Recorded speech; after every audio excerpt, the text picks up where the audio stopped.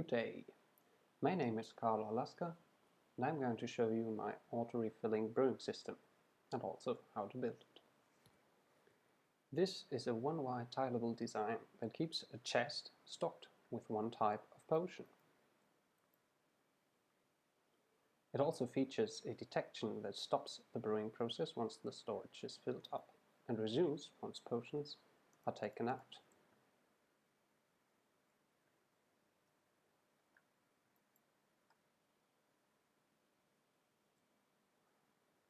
I also added a part for automatic water bottle refilling. Put bolts into this chest.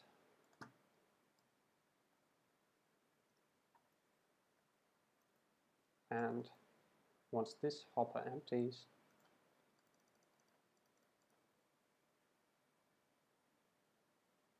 bottles are automatically filled and dispensed.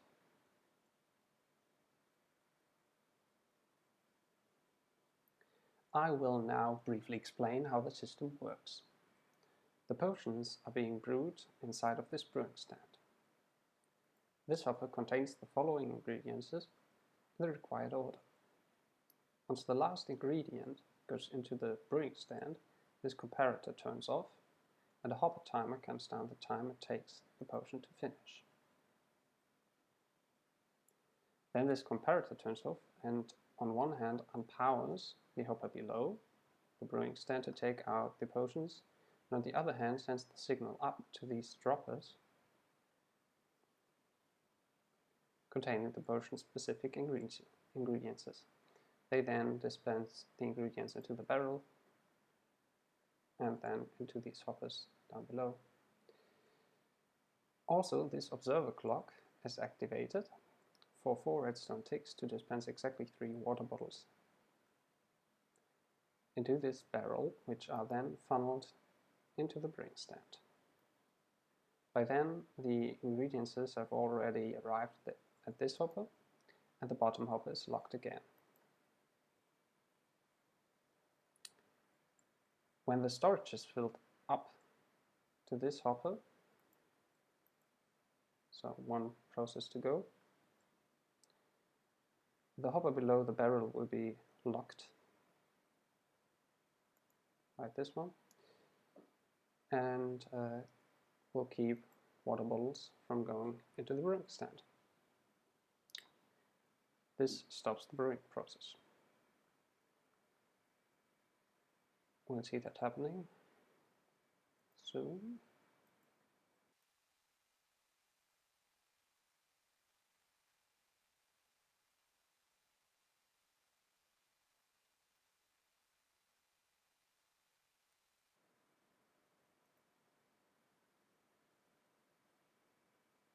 There you see it. This hopper contains a potion and locks this hopper, so the water bottles stay in here. Once you take out enough water bottles, so in this case, not water bottles, potions, so in this case 1 potion, the system will resume the brewing process.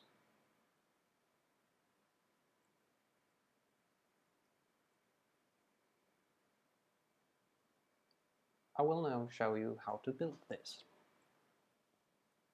Starting from the chest that you want to fill up with potions, you go back with hoppers 3 blocks, 1, 2, 3, and 2 up, like this. Place a block right here, another block right there, and then 2 comparators facing opposite, like this. You add a piston on top of the chest and a cauldron filled with water. You can then optionally add this system to display whether the brewing has stopped or is running with 1 comparator and a redstone lamp like this. But this is not relevant for the functionality. Then we continue in the back, place 1 block with the comparator facing into the hopper, then a sticky piston like that, cauldron on top with water inside. 3 observers, not like this, but you place one upside down, facing up, and then 2 observers facing this observer. Then you place a comparator on top, like this, and 2 hoppers facing into each other, right here. And you need your sticky piston, on top of the cauldron with a redstone block like this. And you need to add 50 items into this hopper. Then you have to make sure that the cauldron is retracted, so you can replace it, or you can just fast right click, double right click on this comparator. Then we can place the brewing stand right here and a hopper facing into it. This hopper will contain blaze powder. You can fill it up to the brim with blaze powder because that's required to brew potions, and 1 full hopper will be enough blaze powder for at least 80 double chests of potions, so you shouldn't run out. On top you can place a comparator facing into the piston and a hopper on top of the brewing stand. Then we place an observer above the comparator, a block and a sticky piston with an observer facing that way. And now we can start to add the droppers.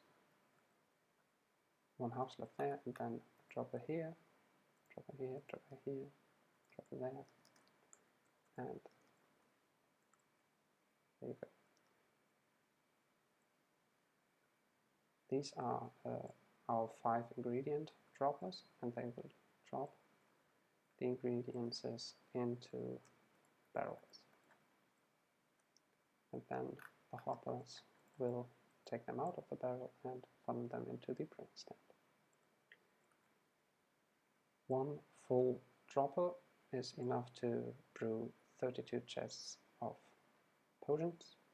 So if you fill them up once, you should not need to fill them back up, at least not in a single player world. If you want to fill them up, you have to remove these repeaters temporarily, but I don't think that's such a biggie. So fill them up with the desired ingredients, as I want to make extended speed potions right here. That only requires 3 ingredients, so if you want you can remove these 2 droppers, the barrel and the hopper, for resource saving purposes, but you don't need to. Then you place 5 repeaters on top of the slab and the 4 droppers, and the last one you put on 4 redstone ticks delay, a sticky piston right here, and an observer facing downward. Then diagonal to that, another observer facing upward, an observer that observes that observer, and another observer that observes the observer that observes the other observer. 1 block of space and a dropper. Remove that block, an hopper on top of it, hopper right here, and a barrel on top of that hopper.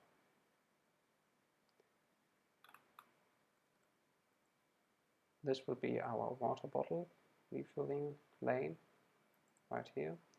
So you would have hoppers running along like this,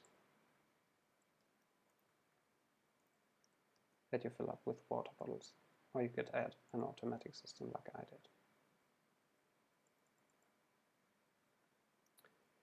So just for now we'll fill them up with water bottles.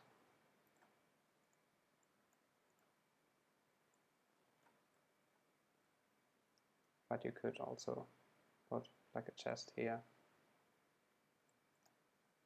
for now and fill it up with water bottles. Oops.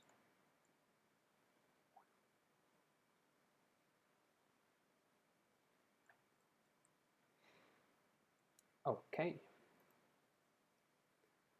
Now the system is basically finished.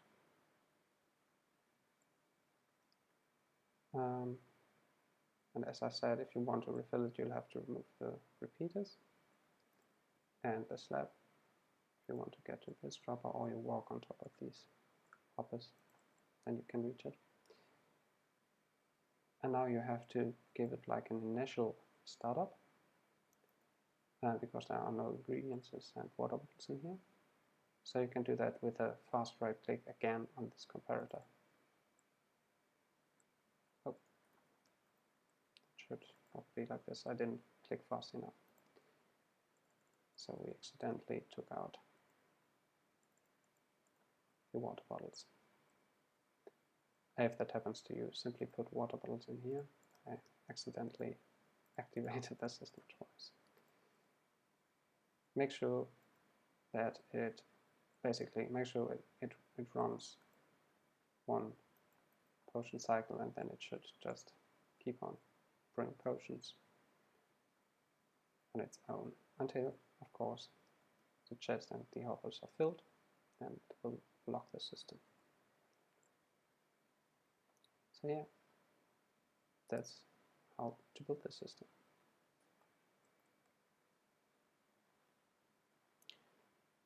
In my demonstration, I simply put the tileable designs next to each other, like this. They won't interfere in any way. And I added these trapdoors, because then you can get into here and do some maintenance, like check if you have to refill the blaze powder, or if like something messed up. It should, of course, not do that. But I thought that would be like a nice addition. You could also put one here if you wanted to. And of course you can walk on top of this and check nether wart, check the barrels, and what I added here is quite a simple system. It's basically this chest you fill with glass bottles. They funnel down into this dispenser, and attached to this dispenser there is a clock, but only if it fills up to a specific point. So I can take out the bottles, then this comparator turns off. Now it turns back on. This is necessary so you always have a full dispenser, because otherwise the water bottles would end up in here, but you only want them to end up over there, right? So yeah, I added that. Then there's also a detection up here. While this item hopper is emptied, signal travels down and activates this piston, which places the block right here. And then activates the clock and the dispenser. That's a fairly simple system. Also put a redstone lamp behind and powered it with a comparator signal taken from the chest. So currently, even though the chest is filled, well, you could refill it now. Could also change this into a single chest. That's up to you. So yeah, and then the water bottles simply funnel over all these hoppers and end up inside of the droppers.